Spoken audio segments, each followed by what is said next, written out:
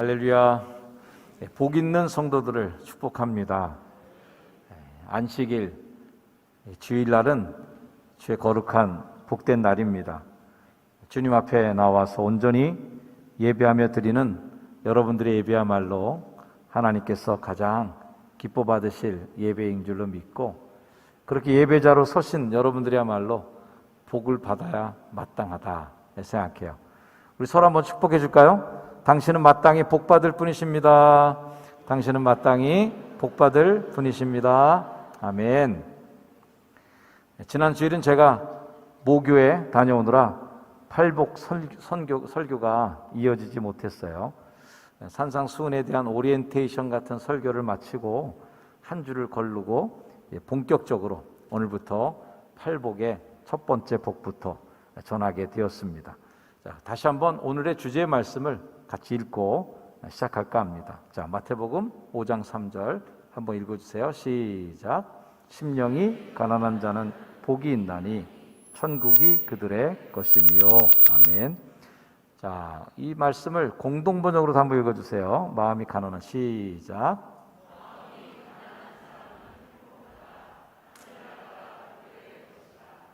아멘.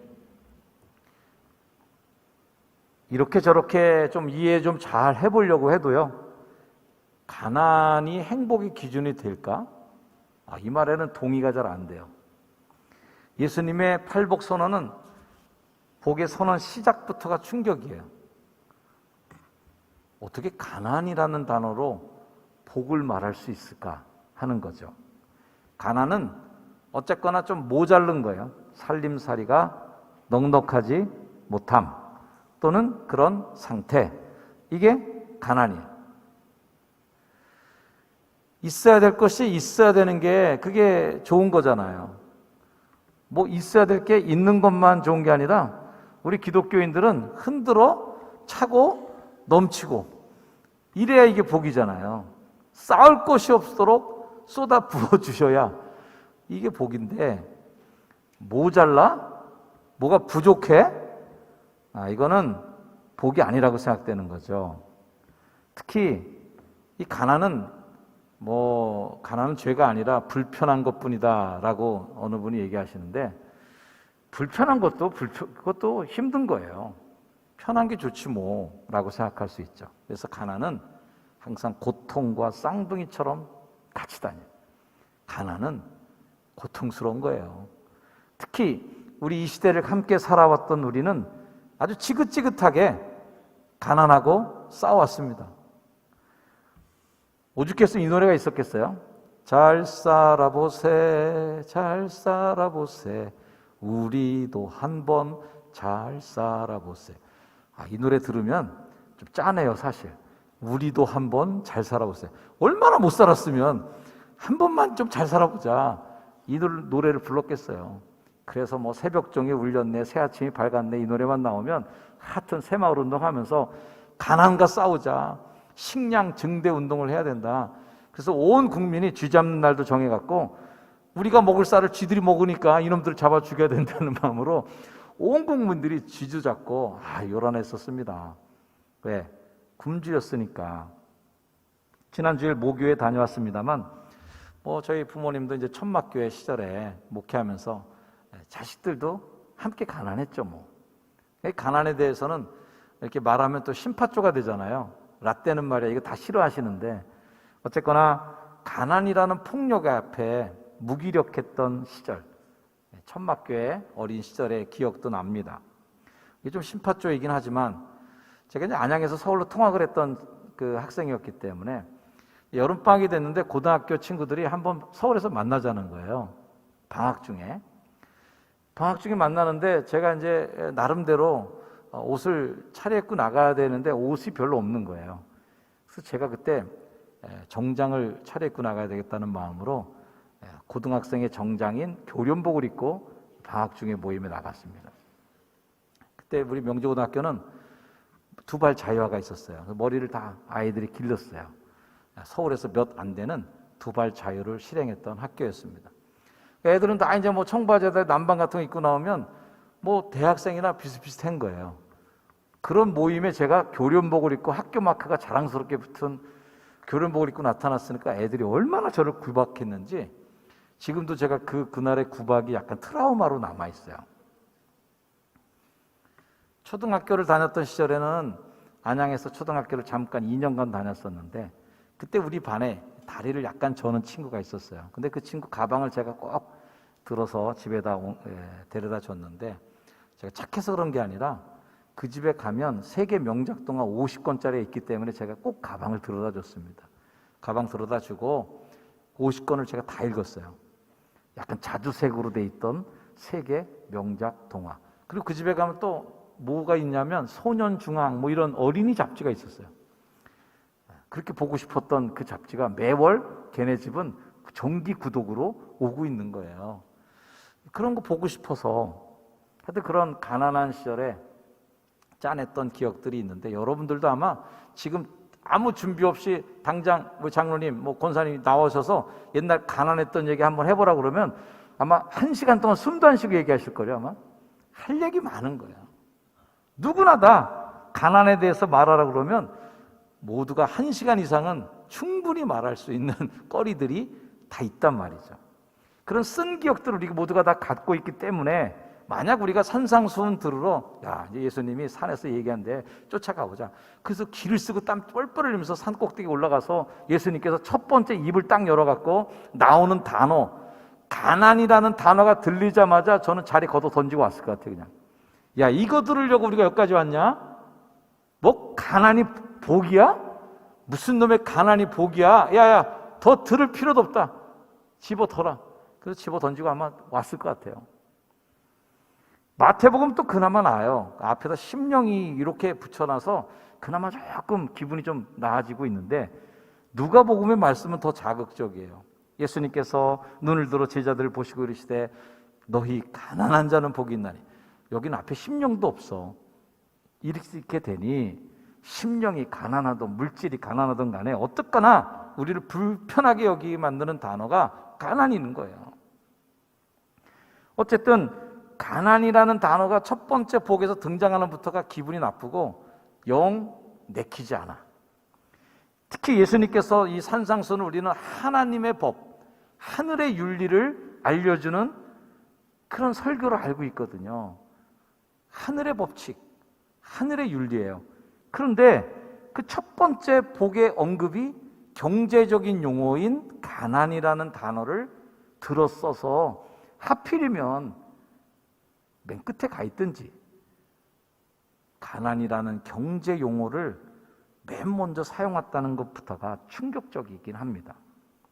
백보양보해서 물질적 가난은 우리에게 제발 오지 말고 정신적 가난이라고 해도 그래요. 여러분 정신적으로 가난한 게 이게 또 복이 될까요?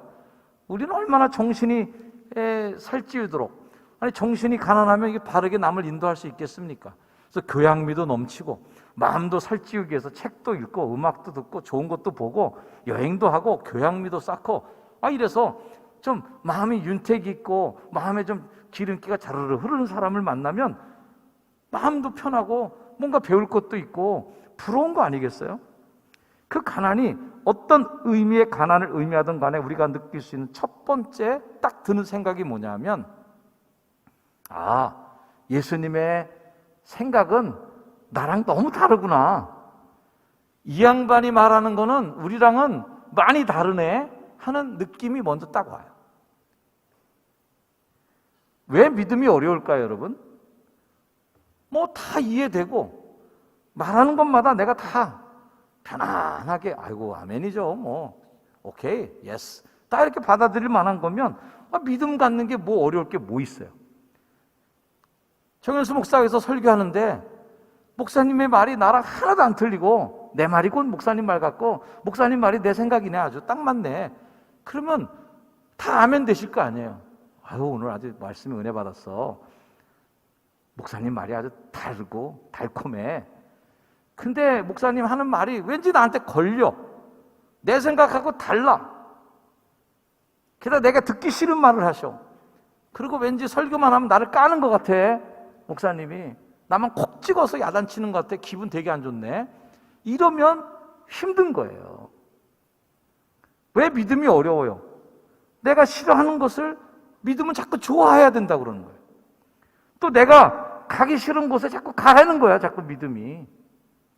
성경이 자꾸 그렇게 하라는 거예요. 내가 납득하기 어려운 걸 행동으로 옮기라고 자꾸 촉구하는 거예요, 성경이. 기분이 안 좋아. 어려워. 힘들어.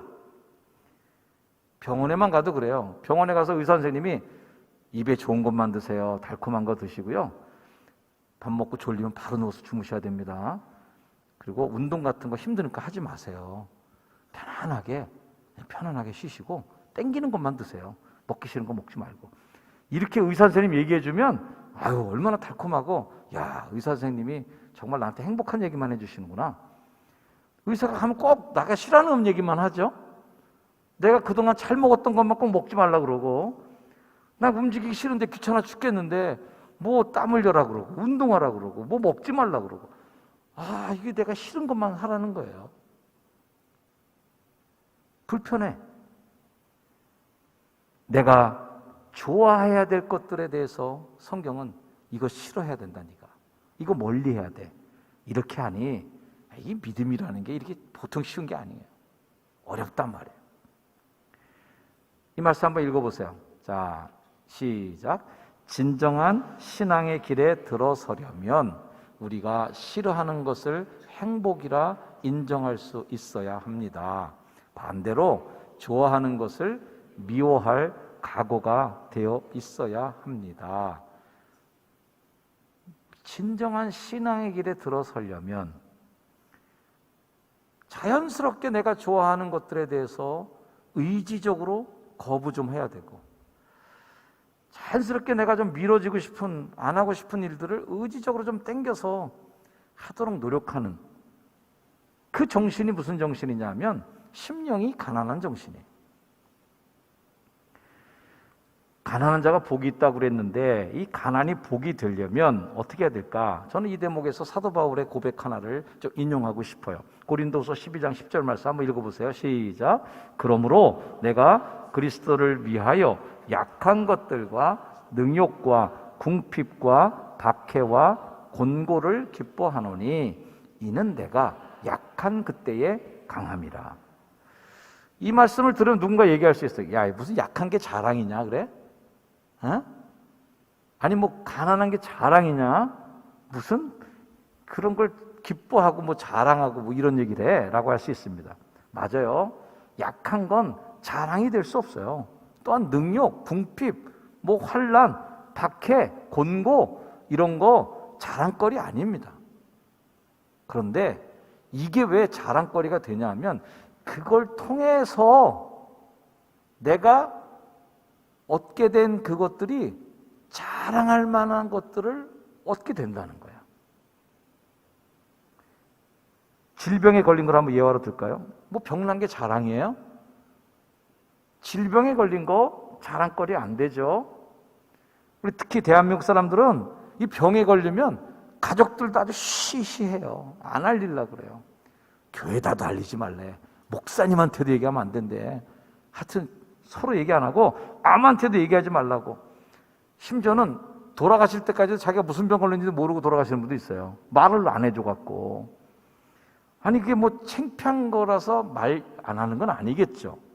어쨌거나 그 병이 자랑거리는 아니니까 가능하면 좀 숨기고 싶고 가능하면 남들이 좀 몰랐으면 좋겠고 소문 안 났으면 좋겠던 마음이 우리 안에 있는 거예요. 근데 그런 병을 통해서 신령한 은혜를 더 경험하게 되고 또는 치유의 은혜를 입게 되고 그 병을 통해서 정말 하나님에 대한 믿음이 강화된 사람들의 간증을 들으면 그 질병이나 고난이 해석이 좀 달라요. 저도 어렸을 때부터 간증 많이 들었는데요. 간증하시는 분들 뭐 교회 와갖고 이제 뭐 간증하시면은 일단 자기가 막 논 게 한 90%를 그걸 얘기해요. 옛날에 내가 어떻게 놀았고, 어떻게 남봉꾼이었고, 어떻게 막 가족들을 괴롭혔고, 어떻게 와이프를 막 패고 말이죠. 이런 얘기들 90% 정도 신나게 해요.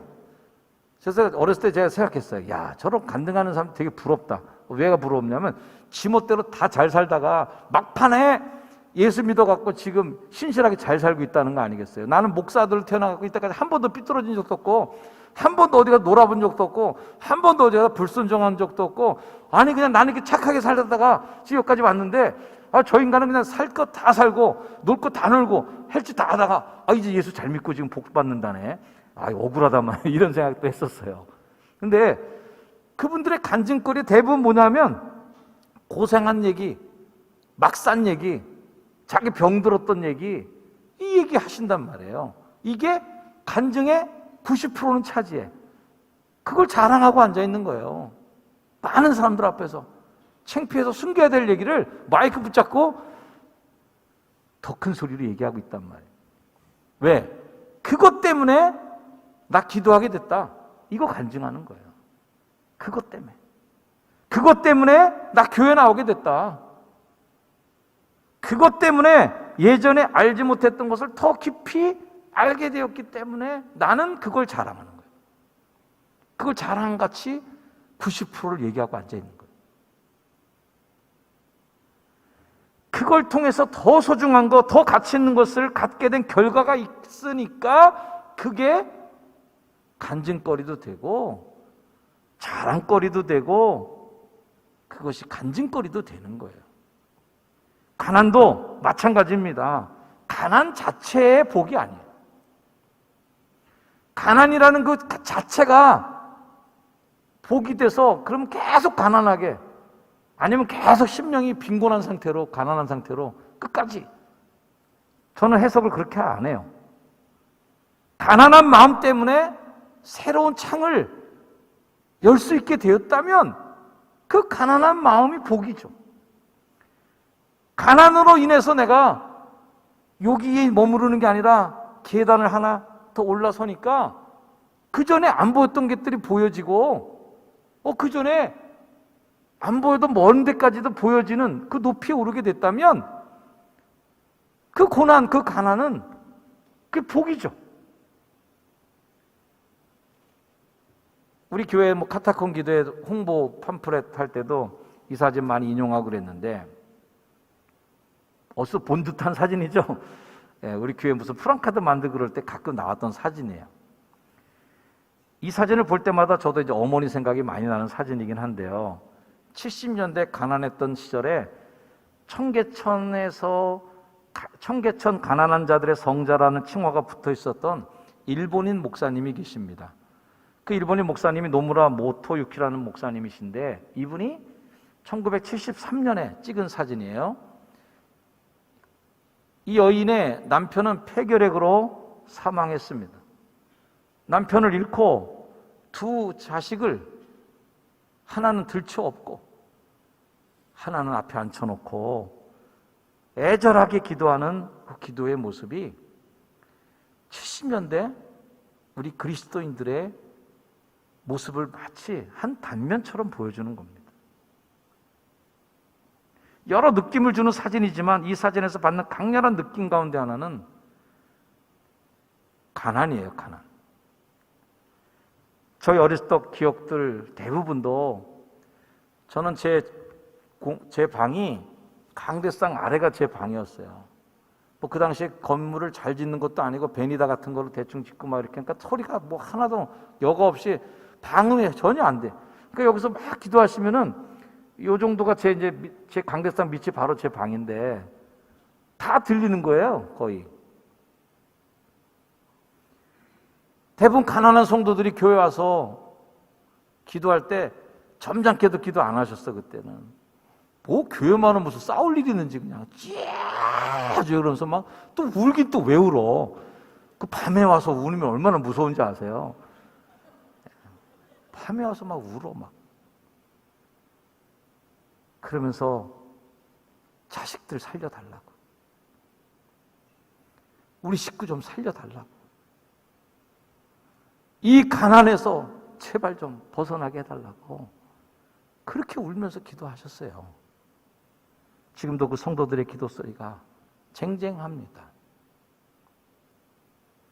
그때 그 가난, 그때 그 없던 시절은 우리로 하여금 애절하게 했고 하나님 안 붙잡으면 나 죽어요 하는 마음으로 막 하나님 앞에 와서 땡깡 놓고 하나님 바지가락 붙잡고 내게 복을 빌기 전에는 절대 보낼 수 없습니다라는 야곱의 마음으로 막 메어 달렸던 시절이었죠.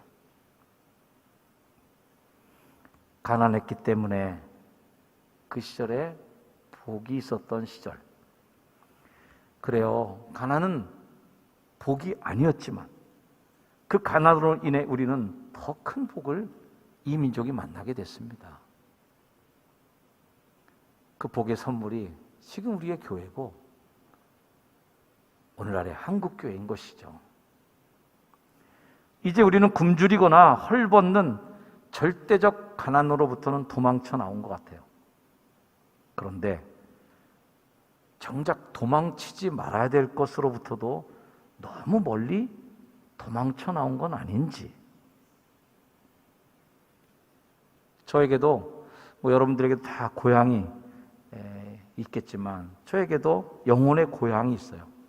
물론 모교에도 영혼의 고향 중에 하나이지만 제가 목사로서의 고향이 있다면 돌아가고 싶은 그때, 그때로 다시 가면 참 좋겠다 하고 싶은 때가 언제냐면 성남 은행골에서 목회했던 판작교회 세승교회 시절이에요. 효성중학교 성도들이 들으면 기분 나쁘시겠지만 가끔씩 내가 다시 그때로 돌아간다면 그때 되게 행복했었어. 사실 그때 행복하긴 무슨 행복했겠어요. 얼마나 불편하고 얼마나 힘들었어요. 그런데 그때는 가난이 저를 순수하게 정화시켜주던 때였습니다. 가난이라는 필터가 저를 순수하게 만들어줬던 때. 모든 것이 없었기 때문에 하나님 앞에 기도할 때는 너무나 당당했던 그때. 심령이 가난했기 때문에 판잣집에서 목회하면서 하늘의 나라, 하나님 나라가 만약에 없다면 저는 정말 확 죽어버리고 싶은 마음이죠. 하나님 나라가 없다면 아무것도 저는 제 삶의 의미가 없던 그때 오직 하나님 나라가 있으니까 그래.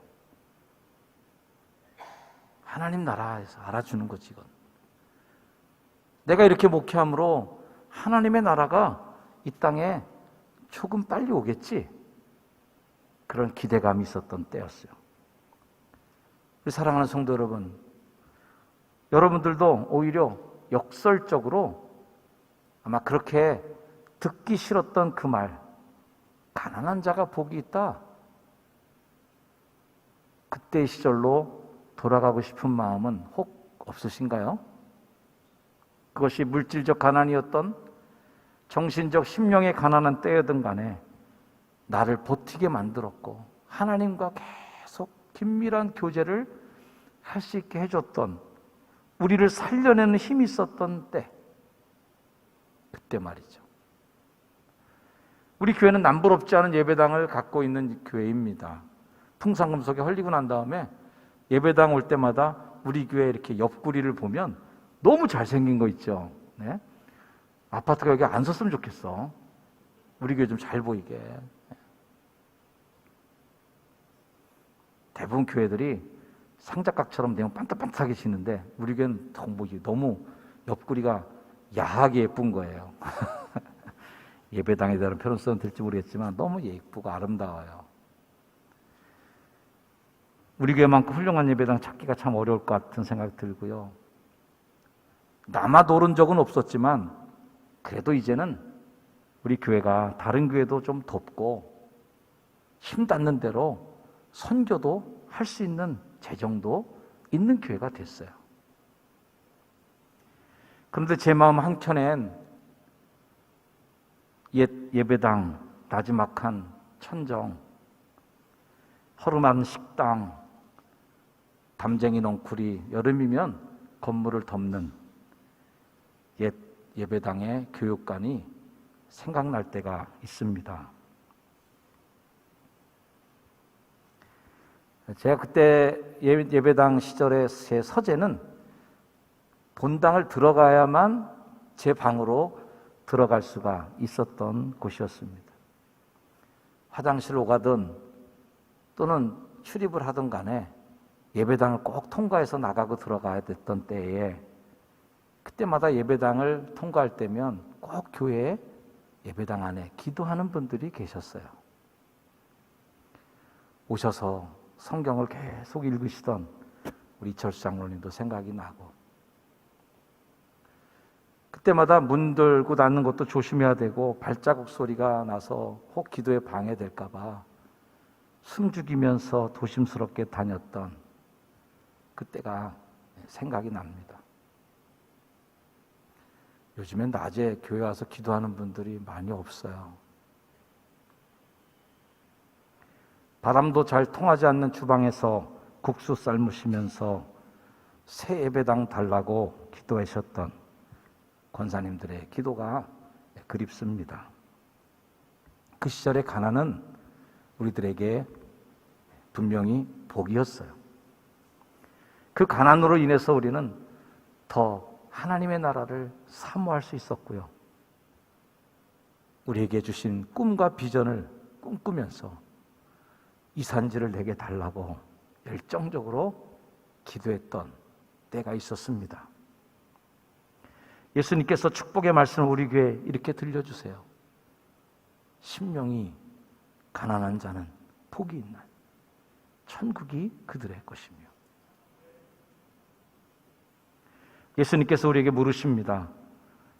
얘야, 너의 삶을 복된 것으로 채우며 살고 있니? 너 너무 많이 지금 가졌어. 너무 부자야, 넌 지금. 너무 복잡해. 너무 꽉 차 있어. 너무 쥔 게 많아, 너 지금. 심령이 비어있질 않아. 뭐 이렇게 복잡한 게 많고, 마음에 욕심도 가득 차 있고, 내가 가진 거 유지하려니까 생각도 복잡하고, 남의 거 뺏으려니까 불편하고 관계도 안 좋고, 심령이 가난할 새가 없는 거예요. 예수님께서 선포하신 축복의 1번 수혜자, 가난한 자들. 이 가난한 사람들은 자기를 비우고 그 허한 마음에 하나님을 채우고 싶어하는 사람들이에요. 우리가 작아질수록 나의 약할 그때가 강할 때라고 고백하면서 오히려 나의 약함을, 나의 가난을 기뻐하노라고 했던 바울의 고백과 같이 우리가 작아지면 작아질수록 하나님의 다스림은 더 커지는 거죠. 우리는 지금 코로나19 바이러스로 인해 경제적 가난도 겪고 있고 심령의 가난도 겪고 있는 때를 지나고 있습니다. 그 옛날의 가난한 시절을 행복이라는 이름으로 소환할 수 있듯, 그래서 둘 셋만 모이면 옛날에 그렇게 고생했지, 남자들은 둘 셋만 모이면 우리 군대 때 그때 고생했지, 고생과 가난을 서로 얘기하며 추억 소환하는 것처럼 저남의 코로나로 고생했던 이 시절도 10년 후 지나면, 한 20년 정도 지난 다음에 우리 자식들한테 얘기하겠죠. 야, 그때 우리 마스크 안 쓰면 예배도 못 봤어, 이놈들아. 나 마스크 쓰고 설교하느라 숨 막혀 죽을 뻔했어. 그래도 그때 우리나라 살려달라고 우리 기도했었다. 그때 교회 망하지 말라고 우리 기도했었다. 그때 그런 가난한 때가 있었다. 우리에게 이런 고백을 할 날이 또 우리에게 오기를 꿈꿔보는 것이죠. 하나님의 나라는 죽어서만 가는 우주적 종말이 온 다음에도 하나님의 나라가 임하시겠지만 그 나라는 이미 우리에게 와 있음을 우리가 믿어요. 그래서 그 나라는 하나님의 나라를 받을 날만 기다릴 게 아니라 지금 와 있는 우리의 하나님 나라를 느끼며 누리며 살아가는 게 중요하다. 이 말씀을 한번 같이 읽어요. 우리는 시작. 우리는 복을 받기 위해 사는 존재가 아니라 복된 삶을 살아가는 그리스도인입니다. 미래적으로 복이 올 거야 하면서 지금은 난 복이 하나도 없기 때문에 난 지금은 우중충해. 복은 오고 있을 거야.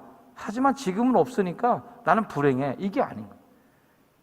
지금 와 있는 하나님의 나라가 우리 안에 있음을 믿고 그 복에 있는 삶을 지금도 살아가야 된다. 가난한 여러분을 축복합니다. 심령이 가난한 여러분들의 삶 속에 하나님의 은혜가 더해지기를 축원합니다. 기도하겠습니다. 주님, 우리에게 이미 와 있는 하나님의 나라를 느끼고 경험하게 하여 주시고 우리에게 다시 한번 빈 마음, 가난한 마음, 그 마음을 허락하여 주셔서 더 간절하게 주를 찾게 하옵소서. 예수님의 이름으로 기도드립니다. 아멘. 이 자리에 일어나셔서 결단 찬양하시겠습니다.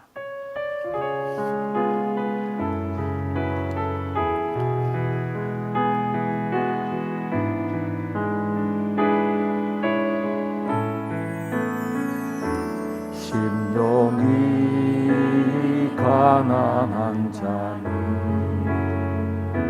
천국이 저희 것이요 애통하는 자는 복 있네 위로를 받을 것이요 온유한 자 복이 있나니 땅을 기업으로 받겠네 의에 줄이고 목마른 자는 너희 배에 부를 것이요 긍휼히 여기는 자는 긍휼히 여김 받겠네 마음이 정결한 자는 하나님을 볼 것이요 합경케 하자니 하나님의 아들이라 일컫네 의를 위하여 핍박받는 자 천국이 저희 것이다 내게도 주소서 내게도 주소서 내가 복을 받기 원하네 오네 주여